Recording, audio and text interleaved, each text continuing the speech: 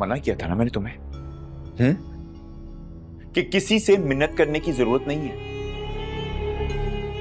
अब पड़ा रहने देती जेल में, मुझे सड़ने देती।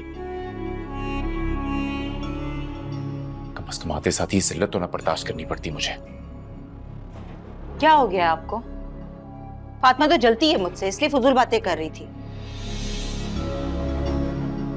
अरे हैसियत ही क्या है उसकी इस घर में? सारा पैसा मेरे भाइयों का, जितना चाहे मर्जी मुझे दें। जो कि मुझ पे लगा है,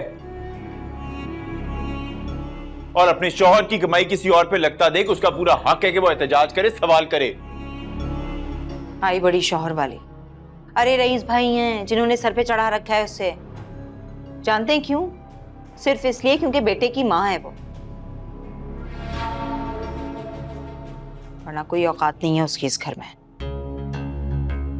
उसकी औकात क्या इस घर में सुरैया तो मुझे नहीं पता, लेकिन मेरी इस घर में कोई औकात नहीं, इस बात का मुझे आज अच्छे से अंदाजा हो गया। क्यों सोच रहे हैं आप ऐसी बात? रईस भाई कितनी अहमियत देते हैं आपको, और अम्मी बेटे से कम नहीं समझती हैं आपको।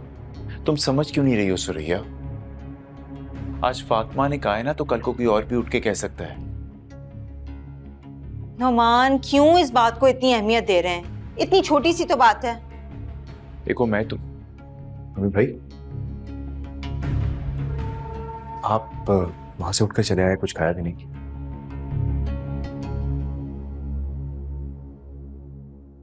आपकी बीवी की बातों से पेट भर गया हमारा। मैं माफी चाहता हूं, और ये भी शर्मिंदा है, इसके बस मुंह से निकल गया।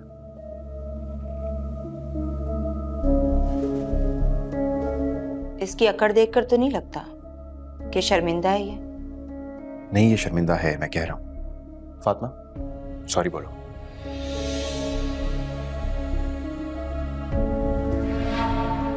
सही से माफी मांगना, मेरा शौहर है। फातिमा, अरे नहीं नहीं, इसकी कोई जरूरत नहीं है। मुझे भाभी से कोई शिकायत नहीं है। नहीं नहीं, सुन लिया आपने? मुद्दई सुस्त, गवाह चुस्त। फातिमा, फातिमा,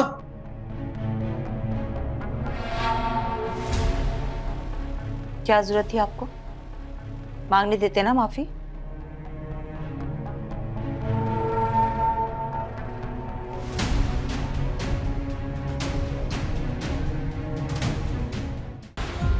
देखिए ड्रामा सीरियल इश्क तुमसे हुआ, पीर से जुमेरात रात 9 बजे, सिर्फ ग्रीन एंटरटेनमेंट पर।